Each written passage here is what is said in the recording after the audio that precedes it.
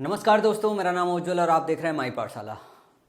Simple interest की series में आज मैं लेके आया हूँ तीसरा लेक्चर। और तीसरे लेक्चर में मैं आपको पढ़ाने वाला हूँ सिंपल इंटरेस्ट का एक नया टाइप। जो भी बच्चे सीरीज़ को देख रहे हैं शुरू से देखें, सीक्वेंस में देखें और पूरी सीरीज़ को देखें, तब जाके उनका पूरा चैप्टर कंप्लीट हो पाएगा। सिंपल इंटरेस्ट से पहले प्रॉफिट एंड लॉस का चैप्टर देखते हुए आएँ, इससे सिंपल इंटरेस्ट सीखने में आपको थोड़ी ज़्यादा मदद मिलेगी।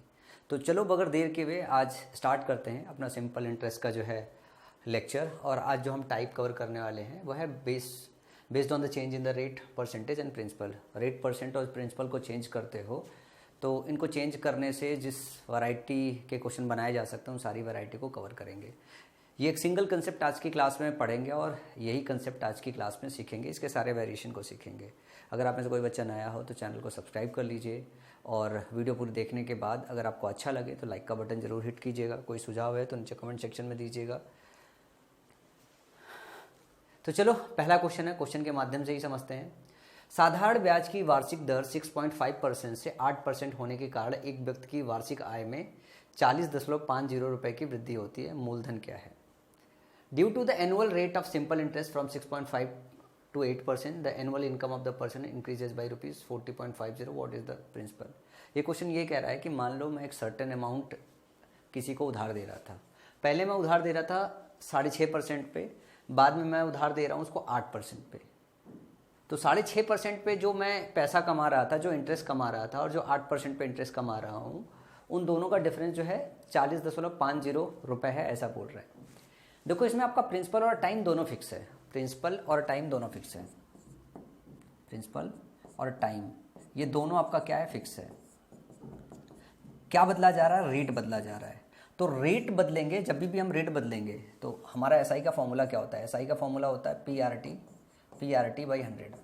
यही तो होता है। अगर पी और टी को फिक्स कर देंगे तो आर जैसे बदलेंगे उसी हिसाब से एसआई भी बदलेगा। और एसआई जो है वो आर के डायरेक्टली प्रोपोर्शनल है ना, रेट के डायरेक्टली प्रोपोर्शनल है। तो अगर मैं ये बोलूँ कि ये अगर R1 है तो सिंपल इंटरेस्ट R1 के केस में मान लो एसआई 1 मिल गया। और अगर मैं बोलूं कि अगर रेट आप बदल देते हो, R2 बदल देते हो, तो ये क्या हो जाएगा? SI2 हो जाएगा, दूसरा सिंपल इंटरेस्ट हो जाएगा। अगर मैं दोनों का डिफरेंस निकाल दूं, SI1 माइनस SI2, तो ये जो बराबर होगा ना वो R1 पे रेट और R2 पे जो रेट चेंज हुआ है इसके प्रोपोर्शनल होगा। R1 minus R2 rate change होने के प्रोपोर्शनल ही होगा अगर हम दोनों को घटा दे, दोनों इक्वेशन को घटा दे। अभी इतना सारा तामझाम करना नहीं होता है, इसको खाली बस समझना होता है और क्वेश्चन में खाली इसको देखना होता है। जैसे इसी चीज़ को कैसे दे सकते हैं भाई? S1 और S2 का डिफरेंस है 40.50। जो इनकम में इंक्रीज हुई है वो किस वजह से हुई है? जो इंटरेस्ट आप कमा रहे हो, पहले 40 रुपये कमा रहे थे, बाद में 50 रुपये कमा रहे हो, तो जो चेंज हो रहा है 10 रुपये है, वो सिंपल इंटरेस्ट में ही तो चेंज हो रहा है इसी वजह से, क्योंकि प्रिंसिपल तो आपका फिक्स था। ये चेंज क्यों हो रहा है? ये चेंज हो रहा है आपके इस परसेंटेज की वजह से। परसेंटेज आपका जो दर है वो कितना बदल रहा है? 1.5% का जो रेट है इसको जो चेंज कर रहे हो, 1.5% के रेट चेंज करने से जो आपके इनकम में बदलाव हो रहा है 40.40 का बदलाव हो रहा है। तो अगर मैं पूछूं कि अगर 100% का चेंज चाहिए, 1.5% की वैल्यू 40.50 के बराबर, ये इक्वेट करना है, और अगर 1.5% आपका इंटरेस्ट है तो मूल रकम कितनी होती है? 100% होती है। ये 1.5% किसका होता है? 100% का ही तो होता है। तो 100% की खाली वैल्यू निकालनी है। तो 40.50 अपॉन 1.5 इंटू 100, ये परसेंटेज है। इसको काट दोगे। अब आपको सिर्फ और सिर्फ इसकी वैल्यू निकालनी है, तो ये आपने इधर निकाल दिया है। 15 दूनी 30, फिर 105 बता, 15 सत्ते 105। तो आपका टोटल पैसा कितना आ गया? 2700 रुपये हो गया। 27 गुणे 100, 2700 रुपये हो गया। तो भाई इतना ही छोटा सा हिस्सा आपको लिखना था, इतना ही छोटा सा हिस्सा लिखना था और क्वेश्चन सॉल्व हो जाता। इतना ही आसान क्वेश्चन होता है। दूसरा क्वेश्चन देखो, बिल्कुल सिमिलर पैटर्न है। एक साहूकार को पता चला कि उसकी वार्षिक आय में 56 रुपये की कमी आ गई। 56 रुपये की कमी आई है जब ब्याज दर 4% से घटाकर 3 से 3/4% कर दिया गया है। तो जो परसेंटेज चेंज कर रहा है, मूल रकम और टाइम दोनों फिक्स है। पी और टी, प्रिंसिपल और टाइम दोनों फिक्स है। प्रिंसिपल अगर टाइम फिक्स है तो आप क्या बदलाव कर रहे हो? आप बदलाव कर रहे हो दर में। तो दर में कितना बदलाव है? 0.25% का। 0.25% का दर में बदलाव होने से कितने का चेंज आ रहा है? 56 रुपये का चेंज आ रहा है। तो अगर मुझे 100% का बदलाव करना हो तो कितना हो जाएगा? 56/0.25% इंटू 100%। परसेंटेज से कट गया। अब अगर यहाँ से निकालोगे तो ये हटाओगे, 2 जीरो और आ जाएगा, तो 100 का गुणा और कर दो, फिर 25 चौका 100 हो जाएगा।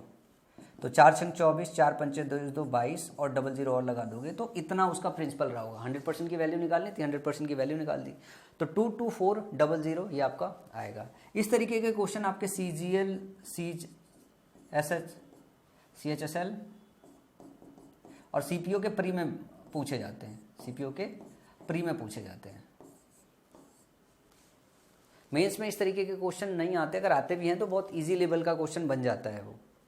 चलो देखते हैं और किस टाइप का क्वेश्चन बनता है। अगला है x% प्रति वर्ष की दर से साधारण ब्याज पर 3 वर्ष में 4000 की राशि 5008 हो जाती है। यदि ब्याज दर x + 2.6% हो जाता हो तो संशोधित राशि क्या होगी। ध्यान से पढ़ना। ए सम ऑफ 4000 अमाउंट टू 5008 कह रहा है कि जो 4000 रुपए की राशि है ये कितने में बदल जाती है, ये 5008 में बदल जाती है। कितने वर्षों में बदल जाती है, समय दिया हुआ है 3 वर्षों में बदल जाती है। और ब्याज दर क्या बताया हुआ है, ब्याज दर जो है x% रहता है। तो अगर मैं 3 सालों में, अगर 1 साल में x% है, 3 साल में 3x% हो जाएगा। ये जो 3x% है इसकी वजह से कितना इंटरेस्ट मिल रहा है, 1008 रुपए, यही तो मिल रहा है ना। 4000 थी, 4000 कितनी हो गई, ये 1008 में बचत गई जब 3x% के हिसाब से आप ले रहे थे। पूछ रहा है कि अगर यदि ब्याज दर x + 2x% कर दी जाती है तो संशोधित राशि कितनी होगी। तो संशोधित राशि कितनी होगी, जो बदला हुआ राशि है। अगर हम रेट को x + 2.6% कर दें, अगर हम x को 2.6% कर दें तो मैं ये कहता हूं कि समय अभी भी नहीं बदल रहा है, 3 साल में है। तो 3x की वैल्यू आपको पता है, इसकी वैल्यू निकालनी, इसकी वैल्यू निकाल लो, 1008 इतनी ही वैल्यू है।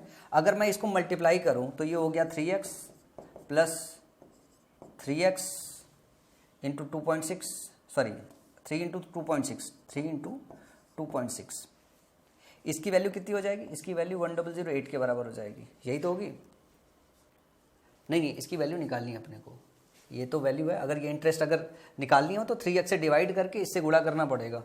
तो अपन एक काम करते हैं, फिर से इसको कर लेते हैं, इसकी वैल्यू निकालनी होगी, ठीक है ना। अगर आपको दूसरा निकालना होगा तो टाइम पीरियड इतना है, 3x + 3 इंटू 2.6, ये हो गया परसेंटेज। इसका मतलब यही हो गया कि ये वैल्यू निकालनी है और ये 3x हो गया, गुणा कर दोगे, x + 2.6% निकालोगे। तो आप इसको यूँ कह सकते हो, प्रिंसिपल तो आपको ऑलरेडी पता है ना, ये प्रिंसिपल ऑलरेडी पता है। तो ये 3x% की वैल्यू आपको दी हुई है, एक 1008 हो गया। और जो ये इंटरेस्ट निकलेगा कितना, 7.8%, 7.8%, 3 छः 18, 3 दूनी 6, 7.8%। मूल रकम का 7.8% कितना होगा, 4000 का 7.8% कितना होगा, प्लस 4000 गुणे 7.8%। तो 7.8% का मतलब 100 से भाग दोगे, 0 कट के ये इससे कट गया, तो 4/32, 4 सत्ते 28, 3 31, 312 हो गया। तो 1008 रुपये वो ब्याज तो था और इस 2.6% की वजह से 312 रुपये और ऐड हो गया। तो ये आपका कितना हो गया, 8 2 10, 1 1 2 और 1320 रुपीज़ हो गया। अब 4000 का मूल रकम था, इस रेट के चेंज करने की वजह से टोटल जो उसको अर्जित आय होगी वो 1320 रुपये होगी। तो इसमें जोड़ दो 1320 रुपये, तो आपका टोटल वैल्यू कितना आ जाएगा, 5320 रुपीज़ आ जाएगा, 5320 रुपीज़ आ जाएगा। ऑप्शन 1 सही हो जाएगा। एक तो ये तरीका हो गया जो थोड़ा सा लंबा लगेगा। इसका दूसरा तरीका ये हो सकता है कि क्या आपको टाइम तो पता है 3 साल, और दूसरा क्या है, रेट कितना चेंज हो रहा है। पहले जो चेंज हो रहा था, दूसरे में चेंज क्या हो रहा है, 2.6% हो रहा है। तो आप डायरेक्टली इसी की वैल्यू निकाल लो कि रेट जो चेंज हो रहा है 3 साल में 7.8% का और अतिरिक्त ब्याज मिलेगा अगर दर आप बदलोगे, और 7.8% अगर मूल रकम का निकालोगे तो ये आ जाएगा आपका 312 रुपया, यही आ जाएगा 312 रुपया। तो जो 3x की वजह से आपका टोटल इनकम आया था उसमें 312 रुपए की और बढ़ोतरी हो जाएगी। तो इसमें अगर 312 रुपए आप और जोड़ दोगे तो 8 2 10, 1 1 2 और 5320 आ जाएगा, तभी भी आपका जवाब निकल आएगा। लेकिन ये ज़्यादा आसान तरीका है कि ये जो चेंज आ रहा है ये 2.6% की वजह से आ रहा है, और 3 साल निकालना है तो 1 साल में 2.6% अधिक चार्ज कर रहे हो तो 3 साल में 7.8% अधिक चार्ज करोगे, और 7.8% अगर 4000 का निकालोगे तो 312 रुपये हो जाएगा। अब आपको पता है कि x% की वजह से 3 साल में अमाउंट हो रहा है 508 और 2.6% और बदल रहे हो, इसका मतलब है कि इसमें 2.6% की वजह से जो अतिरिक्त आय अर्जित कर रहे हो उसको जोड़ोगे तो टोटल अमाउंट आपका बन जाएगा। तो 312 अतिरिक्त आय अर्जित कर रहे हो जो कि 508 में जोड़ोगे तो आपका टोटल जो इनकम आ जाएगा 5,320 रुपये। तो इस टाइप का क्वेश्चन बनता है। पहले दो क्वेश्चन थोड़े ज़्यादा आसान थे, ये वाला क्वेश्चन थोड़ा सा ब्रेन चलाने वाला था। आसान तो ये भी है, डिफिकल्ट तो ये भी नहीं है। इसके बाद अगला क्वेश्चन, अगला वैरायटी समझते हैं। अगला क्वेश्चन है, साधारण ब्याज की कुछ दर पर 12,000 रुपये की राशि उधार ली गई थी। 4 महीने बाद इसमें 6,000 रुपये और जोड़े गए और कुल मूलधन पर ब्याज दर पिछली दर से दोगुनी हो गई। वर्ष के अंत में ब्याज के रूप में 2,800 रुपये का भुगतान किया गया था। प्रारंभ में प्रभारित ब्याज की दर की गणना कीजिए। देखो इस क्वेश्चन को ध्यान से समझना। बोला जा रहा है कि 12,000 रुपये किसी ने उधार लिए। मान लो आर जो है रेट परसेंट था, आर रेट परसेंट था। बोल रहा है 4 महीने के बाद, मतलब 4 महीने तक इसी पे ब्याज मिला है। अगर इसको मैं साल में बदलूं तो 4/12 हो जाएगा, इतना साल हो गया। 4,000 और जोड़ 6,000 और वो उधार ले लेता है। तो पहले 12,000 था, बाद में और ले लेता है, कितना हो जाता है 18,000 रुपये हो जाता है। रेट को क्या कह रहा है कि रेट अब दोगुनी, दर दोगुनी कर दी जाती है। तो जो रेट थी वो 2R कर दी गई। वर्ष के अंत में, वर्ष के अंत में मतलब बचा हुआ समय कितना है, 12 महीने में से 4 महीने तो इस पे इंटरेस्ट लिया और 8 महीने इस पे इंटरेस्ट लिया, 8/12। ये जो टोटल इंटरेस्ट आया वो किसके बराबर है, 2,800 रुपये के बराबर है। बोल रहा है आपको दर बतानी है। तो दर आपने कितना माना है, आर जो है आपने रेट परसेंट लिया है। क्या लिया है, सालाना रेट परसेंट, आर परसेंट लिया आपने। डिवाइड बाई 100 लिखते हो, डिवाइड बाई 100 लिख देना, डिवाइड बाई 100 इधर पे लिख देना।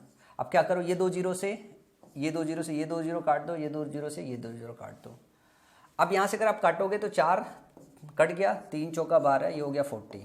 आप ध्यान से देखो तो यहाँ आया 40R प्लस, अगर इसमें जोड़ोगे तो यहाँ पे क्या बचा हुआ है, 2R किया था आपने। पहले तो 4 से काट दो, 4 दूनी 8, 4 तीन 12, ठीक है ना। 3 से काटोगे, 3 छक्का 18 हो गया, 6 चौका 24। इधर जोड़ोगे तो कितना आ जाएगा, 6 चौका 24R, 24R is equal to 2,800। 4 से काटोगे तो 4 सत्ते 28 हो गया और 4 दहा में 40 हो गया और ये हो गया 4 सत्ते 28, 700 रुपये हो गया। ये हो गया 10 + 7 17R इज इक्वल टू 700। देखो अगर आपने इसको गुणा भाग करने में थोड़ा सा भी अगर गड़बड़ कर दिया ना तो क्या होगा कि सारा मामला गड़बड़ हो जाएगा, सारा मामला गड़बड़ हो जाएगा। अच्छा मुझे कैसे पता चला कि कहीं ना कहीं गुणा भाग करने में गड़बड़ हो गई है, क्योंकि ये डेटा कट नहीं रहा है और आपका जो परसेंटेज है वो डेटा कट जाएगा। तो इधर वाला पहले जोड़ लो, एक बार वापस रीचेक कर लेते हैं। 2 जीरो से 2 जीरो कट गया, 120 बचा और 4 कम 4 3 12 30 से, तो ये 40R आया। 40R अपने आप में इस वाला सेक्शन का सही है। दूसरे में था कि 12,000 पहले था, 12 6 18,000 हो गया। जो रेट है 4 रुपये और जोड़े गए और कुल मूलधन पर ब्याज दर पिछली दर से दोगुनी कर दी। आर को 2R कर दिया गया और साल के अंत में बताना है तो 8/12 कर दिया। अब हमने 4 दूनी 8 काटा, 4 3 12 काटा, 2 जीरो ऑलरेडी काट चुके हैं हम यहाँ से। और उसके बाद हमने 3 से काटा, 3 छक्का 18 हो गया और 2 गुणे 2 4 हो गया और 4 छंग 24 हो गया और 24 में 1 जीरो बचा रह गया जो कि गड़बड़ हो गया है। यहाँ पे ये 60 आएगा टोटल कट के, तो ये 240R होगा। क्या होगा, 240R होगा। अब जब काटोगे तो ये 70 हो जाएगा और यहाँ पे जब काटोगे तो ये आपका कितना आ जाएगा, ध्यान से देखना, ये 2,800 रुपये है और ये काटना, ये 40R था और ये 240R हो गया। जैसे देखोगे तो ये हो जाएगा 280R और इधर पे क्या बता हुआ था 2800। अब R निकालोगे तो कितना निकल के आ जाएगा 10%। तो ये भी होता है कि जब हम एग्जाम में ये कैलकुलेशन करते रहते हैं तो कहीं ना कहीं एक आध कैलकुलेशन में बहुत हल्की सी माइनर से मिस्टेक हो जाती। तो घर पे प्रैक्टिस तमीज़ से कीजिएगा, वरना कैलकुलेशन एरर होगा तो एग्जाम में जाके वही घूम जाओगे। और इस तरीके का जो एरर होता है एग्जाम के अंदर वो सबसे ज़्यादा खराब एरर होता है, मतलब वो आपका बहुत समय किल कर देता है। मैं मान के चलता हूँ हर साल करीब 20% बच्चा इस एरर की वजह से एग्जाम से बाहर हो जाता है। सभी के साथ होता है यार, ये मतलब बहुत कॉमन चीज़ है। इसकी घर पे आपको बहुत सही और सटीक प्रैक्टिस करनी पड़ेगी और अपनी एक्यूरेसी पे ध्यान देना पड़ेगा कि इस तरीके की छोटी छोटी जो है ह्यूमन एरर जिसको बोलते हैं वो ना हो। ऐसा नहीं है कि इसमें आपको काटना जोड़ना नहीं आ रहा है, कॉम्प्लेक्स कैलकुलेशन था, कैलकुलेशन आसान है। ये वाला जीरो मिस हो गया था। ये जैसे जीरो मिस होगा तो आप यहाँ पे 40R के साथ 224R जोड़ दोगे और जीरो अगर याद रहेगा तो 40R के साथ 240R जोड़ोगे। समझ में आई बात? चलो सेम इसी टाइप का अगला क्वेश्चन देखते हैं, सेम इसी टाइप का एकदम डिक्टो। साधारण ब्याज की कुछ दर पर 6500 रुपए की राशि उधार ली गई थी। 2 साल बाद इसमें 3500 रुपए और जोड़े गए और कुल मूलधन पर ब्याज दर पिछली दर से दोगुनी हो गई। 3.5 वर्षों के अंत में ब्याज के रूप में 4,730 रुपए का भुगतान किया गया। प्रारंभ में ब्याज की दर गणना कीजिए। सेम वही क्वेश्चन है, कुछ भी नहीं है। एक तो बात ये हो रही है कि टोटल जो ब्याज मिल रहा है 4730 मिल रहा है, और बोला जा रहा है पहली बार जब उसने लिया था तो 6500 रुपये लिया था। रेट अगर आप R% मान लो तो 2 साल के लिए दिया गया डिवाइड बाई 100। उसके बाद ये बोल रहा है कि 6500 में 3500 और जोड़ा गया, मतलब 10,000 रुपये अब उसका टोटल हो गया। रेट को 2R कर दिया गया, समय टोटल 3.5 साल था तो 2 साल इस पे इंटरेस्ट मिला है, बचे हुए पे 1.5 साल इस पे इंटरेस्ट मिलेगा। डिवाइड बाई 100 करोगे ये आपका आ जाएगा पूरा का पूरा। इक्वेशन इक्वेट हो गया, एक ही इक्वेशन है, एक ही आर की वैल्यू निकालनी है, कैलकुलेट करके बताना है। 2 जीरो से 2 जीरो कट गया, इस 2 जीरो से 2 जीरो कट गया, ठीक है ना। 15 दूनी 30, इस जीरो से ये वाला कट गया, तो यहाँ पे अगर आप देखोगे तो 30R आ गया। ये 65 से है ना, 10,000 आना चाहिए, वरना 1,000 में और गड़बड़ हो जाता। तो यहाँ पे क्या हो जाएगा आपका, 1 जीरो कट गया, फिर ये हो जाएगा आपका 15 दूनी 30, 300R यहाँ पे हो गया, प्लस ऊपर वाले में देख लो 65 दूनी कितना हो गया 130 प्लस 130 हो गया। अगर आप इसको जोड़ोगे 4730 में तो ये जीरो ये जीरो ये जीरो कट गया, और अगर मैं देखूं तो 300 130R था, तो ये टोटल 430R हो जाएगा, ठीक है ना। इसको जोड़ के फिर आपको भाग देना है। पहले एक बार वापस रीचेक कर लो, कुछ तो गड़बड़ नहीं हुआ। 10,000 में से 2 जीरो काट दिया, 100 बचा हुआ है, 1 जीरो इसमें कट गया, तो 15 दूनी 30, 100 300R हो गया, ठीक है ना। ऊपर वाले में कितना है 6500 और 2R, तो 2 जीरो से कट गया, और 65 दूनी 130, 130R को 300R से जोड़ दोगे तो 30 को 13 से जोड़ोगे तो 43R हो जाएगा, 43R हो जाएगा। अब जैसे 773 को भाग दोगे तो 43 से कम 43 और 43 से कम 43, तो R की जो वैल्यू होगी वो 11% आ जाएगी। कितनी हो जाएगी, R की वैल्यू 11% आ जाएगी। इतना ही सिंपल क्वेश्चन था। अब ये क्वेश्चन देखना, इस वैरायटी का 2 क्वेश्चन लेके आया हूँ। ये आपके सीजीएल मेंस के एग्जाम में आता है, क्वेश्चन बहुत आसान होता है, पर इसमें कैलकुलेशन थोड़ा ज़्यादा होता है। क्वेश्चन पढ़ेंगे पहले हिंदी में, फिर इंग्लिश में, फिर इसे सॉल्व करेंगे। एक आदमी साधारण ब्याज की कुछ दर पर समान राशि का ऋण लेता है। 3 साल बाद ऋण राशि 2 गुनी हो जाती है और ब्याज दर 2% कम हो जाती है। 5 वर्ष के बाद यदि कुल मिलाकर भुगतान किया गया कुल ब्याज 13,600 रुपये है, जो 11 से 1/3 वर्षों के लिए पहली राशि लेने पर समान है, तो शुरू में लिया गया ऋण क्या होगा। A man takes a loan of same amount at some rate of simple interest. After 3 years, the loan amount is double and rate of interest is decreased by 2%. After 5 years, if the total interest paid on the whole is 13,600, which is equal to the same when the first amount was taken for 11/3 years, then the loan taken initially. बोला क्या जा रहा है कि हमें 13,600 रुपये का interest मिलता है। 2 केसेस हैं, केस नंबर 1 और केस नंबर 2 देखिएगा। केस नंबर 1 क्या कह रहा है, केस नंबर 1 ये कह रहा है कि अगर हम इसको 2 टुकड़ों में चार्ज करते, मतलब मान लो अगर हमारा कोई प्रिंसिपल अमाउंट था, उस पर अगर हम X% रेट चार्ज करते और 3 साल के लिए अगर चार्ज करते, तो जो इंटरेस्ट मिलता, साथ में अगर P को हम 2P कर देते और जो X था X-2 कर देते, मतलब जो रेट परसेंट है 2% अगर घटा देते और सिर्फ 2 साल के लिए देते, और इस पे जो ब्याज मिलता 3 साल का जो ब्याज मिलता, इन दोनों का सम जो होता वो 13,600 के बराबर होता।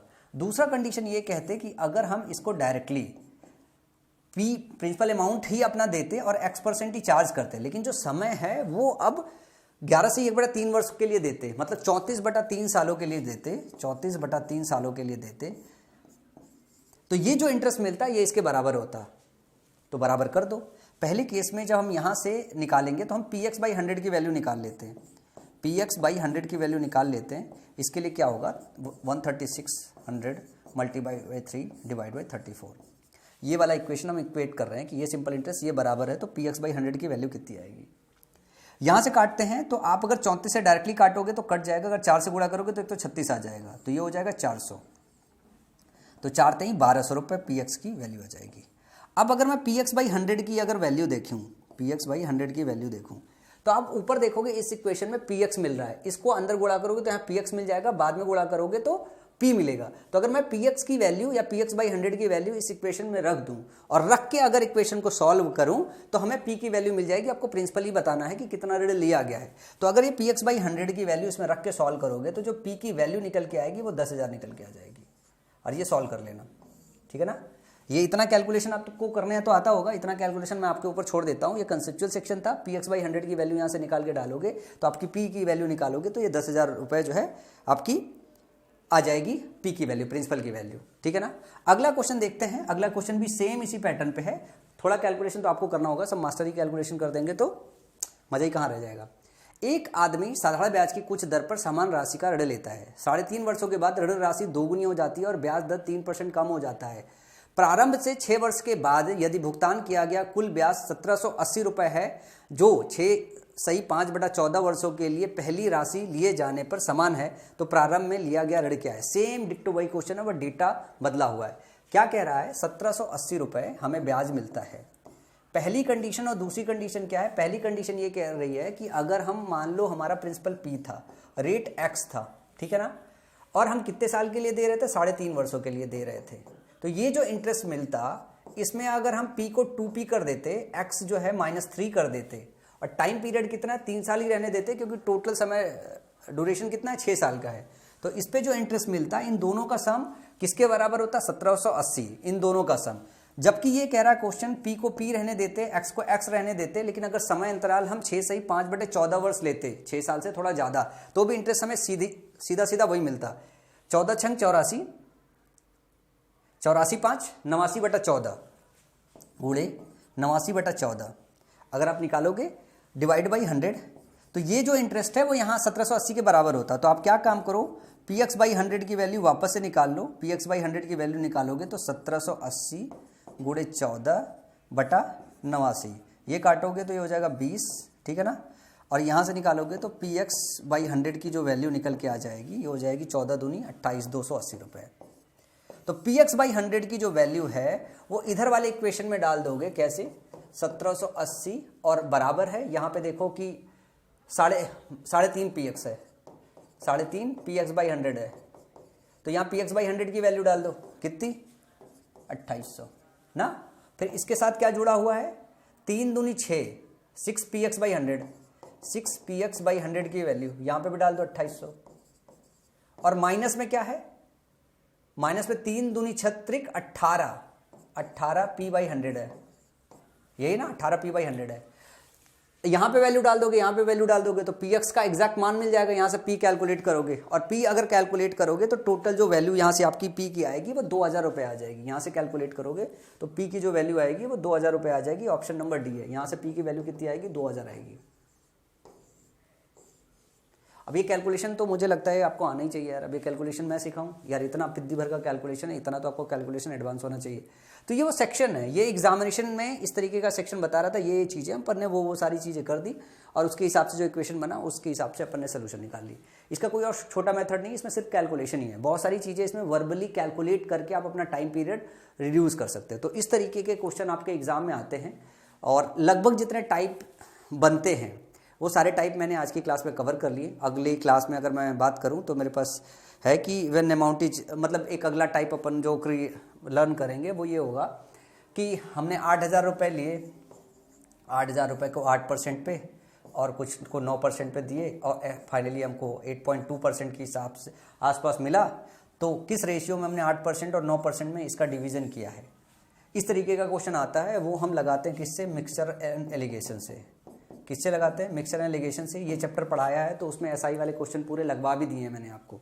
जैसे एक क्वेश्चन मैं आज करा देता हूँ और आगे मैं कल की क्लास में कंप्लीट करूंगा, क्योंकि इसमें 20-25 क्वेश्चन है जो पूरा का पूरा डिस्कशन करना पड़ेगा कि कब हम इनको मिक्सचर एलिगेशन से करते हैं, कब हम इसको रेशियो से करते हैं, कब हम इसको परसेंटेज से करते हैं। तो इस पर 20-25 क्वेश्चन डिस्कस करना पड़ेगा, ये वैरायटी और ये टाइप कवर करने के लिए। तो कल की क्लास में करेंगे, पर 8 एक एग्जाम्पल लिए देता हूँ मैं। जैसे दिया है 10,000 की राशि आंशिक रूप से 8% पर उधार दी जाती है और शेष 10% प्रतिवर्ष पर उधार दी जाती है। यदि औसत पर वार्षिक ब्याज 9.2% है तो दो भाग क्या क्या हैं। इस तरीके के क्वेश्चन हम एलिगेशन से सॉल्व करते हैं कि 8%, मान लो x इधर डाला, y इधर डाला, ठीक है ना।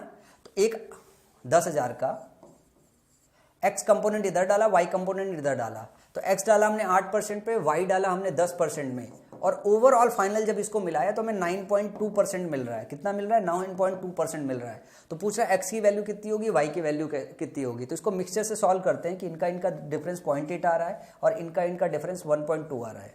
इसको जैसे ही काटोगे तो इसका मतलब हो गया 4 दूनी 8 और 4 3 12। x और जो y का रेशियो है वो 2:3 है।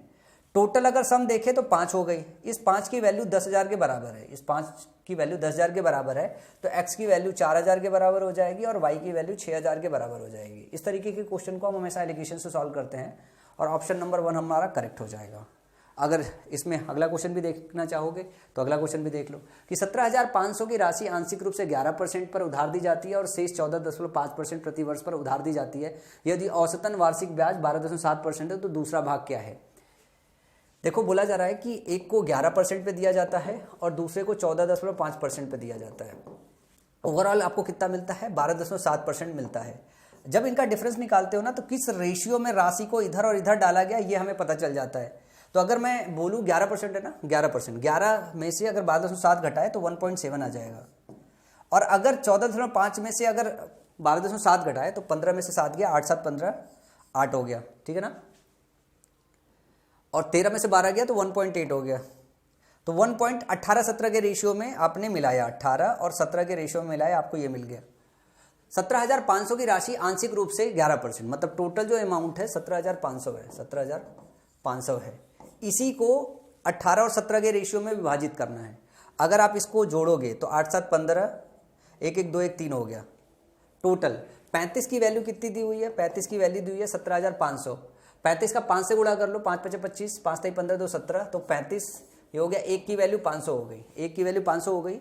दूसरा भाग पूछा है, दूसरा भाग मतलब 17 की वैल्यू पूछी है, 17 गुणे 500, 17 5 85, मतलब 8500 रुपये हो गए। अगर पहला भाग पूछता तो 18 की वैल्यू पूछता तो 18 पंचे 90 हो जाता।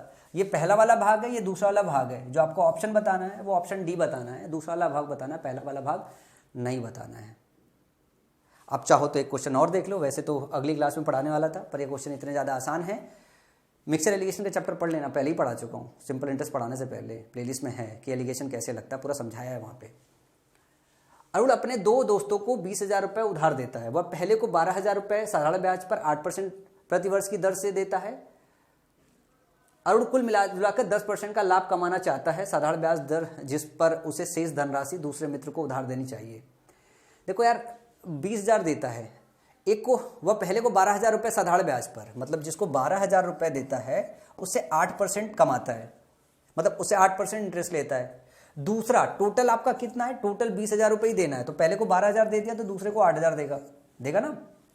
बोल रहा है कि ओवरऑल उसे 10% चाहिए, तो इसको किस इंटरेस्ट पे दे रहा है, बोल रहा है ना कि प्रतिवर्ष की दर से देता है और कुल मिलाकर 10% का लाभ कमाना चाहता है। तो जिस पर उसे शेष धनराशि दूसरे मित्र को उधार दी है वो रेट % चाहिए। इसके लिए क्या काम करना है, मान लो यहाँ पे कुछ है तो होता क्या है, इसको घटाते हैं, जो रेशियो आता है वह इनके बीच का रेशियो है। अगर इसे काटोगे तो ये 3:2 में दे रहा है, 3:2 में दे रहा है, 3:2 में दे रहा है। इधर से इधर घटाओगे तो इधर देखो 2 आ रहा है, और अगर इधर से इधर घटाते हो, ये वाला जो होता है ये मिड का वैल्यू होता है, तो इधर बड़ा हुआ वैल्यू होना चाहिए। तो ये कितना होना चाहिए, 13% होना चाहिए, तभी 3:2 आएगा। ये वैल्यू इन दोनों के बीच में होती है हमेशा। ये वैल्यू, ये 8% है, ये 10% है, तो ऑब्वियसली 10% से ज़्यादा भी इसे दिया होगा तभी ओवरऑल 10% आएगा, ठीक है ना। तो 3:2 में देने के लिए इसको 13% पे देना पड़ेगा, तो ऑप्शन डी क्या होगा आपका, करेक्ट हो जाएगा। ये सब चीज़ तो वर्बली कैलकुलेट कर सकते हो, कॉपी पेन चलाने की जरूरत भी नहीं है, इतने आसान क्वेश्चन हो जाते हैं अगर एलिगेशन का चैप्टर पढ़ के आए हो, मिक्सर पढ़ के आए हो तो। अगला क्वेश्चन देखो, अरुण अपने 2 दोस्तों को 25,000 रुपये उधार देता है। वह पहले को 12,000 6% प्रतिवर्ष की दर से साधारण ब्याज पर देता है। अरुण कुल मिलाकर के 9.9% का मुनाफा कमाना चाहता है। वह साधारण ब्याज दर है जिस पर उसे शेष धनराशि दूसरे मित्र को उधार देनी चाहिए। देखो 25,000 टोटल देना है, पहले को कितना दे रहा है, वो 12,000 दे रहा है, इसका मतलब दूसरे को कितना देगा, वो बचा हुआ पैसा 13,000 देगा। पहले से वो कितना % लेता है, 6% लेता है। दूसरे से कितना लेता है, वो % नहीं लेता है, लेकिन 9.9% ओवरऑल चाहिए। तो आप दोनों का रेशियो निकालोगे तो 12:13 हो जाएगा। कितना हो जाएगा, 12:13 हो जाएगा। अगर मैं इसके बीच का डिफरेंस लूँ तो डिफरेंस कितना आएगा, ध्यान से देखना, डिफरेंस कितना आएगा, ये आएगा 3.9%, 3.9% होगा। अगर मैं ये बोलूँ इस 13 को इससे इक्वेट करूँ तो 13 एक कम 13 तियाँ, तो 12 की वैल्यू 39, तो 1 की वैल्यू 3, तो 1 की वैल्यू 3 हो गई, तो 12 3 36, तो ये कितना होना चाहिए, 3.6 होना चाहिए। और ये वैल्यू हमेशा इससे बड़ी होनी चाहिए। तो 9.9 में 3.6 को क्या करोगे, जोड़ देना। 9.9 में 3.6 को जोड़ोगे तो कितना हो गया, 9 चौक 15, 9 3 12, 1 13 हो गया, तो 13.5 हो जाएगा। कितने पे देना चाहिए उसे, 13.5% पे दूसरे को देना चाहिए। ऑप्शन नंबर ए करेक्ट हो जाएगा। समझ में आई?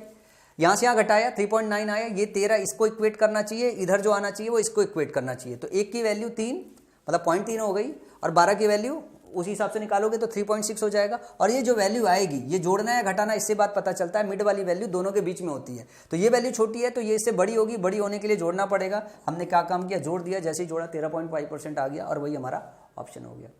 चलो एक क्वेश्चन और देख लेते हैं, मजा आ रहा है तो एक क्वेश्चन और देख लेते हैं फटाफट।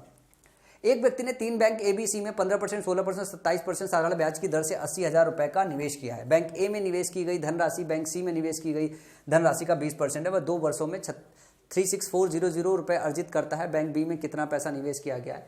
ये एक्चुअली अब आपका मिक्सर एलिगेशन के बजाय दूसरे कंसेप्ट से लगाएगा, और ये कंसेप्ट मैं कल की क्लास में डिस्कस करूंगा। ये जो कंसेप्ट है वो मैं कल की क्लास में डिस्कस करूंगा, और उसके बाद इसमें अपन लोग आगे चलते हैं और मिक्सर एलिगेशन लगेगा तो मिक्सर एलिगेशन लगाएंगे। लेकिन आज के दिन इतना ही रखते हैं, और इसके बाद अगली क्लास में इसका पूरा सेक्शन कवर करूंगा। 2-1 लेक्चर मेरे को और इस पे लगेंगे आपको डिलीवर करने में, जिससे आपका पूरा सिंपल इंटरेस्ट खत्म हो जाएगा। समझ में आया? तो चलो जम के पढ़ाई करते रहो, प्लेलिस्ट शुरू से देखो, सही से देखो। वीडियो पसंद आई तो लाइक का बटन जरूर हिट करके जाइए।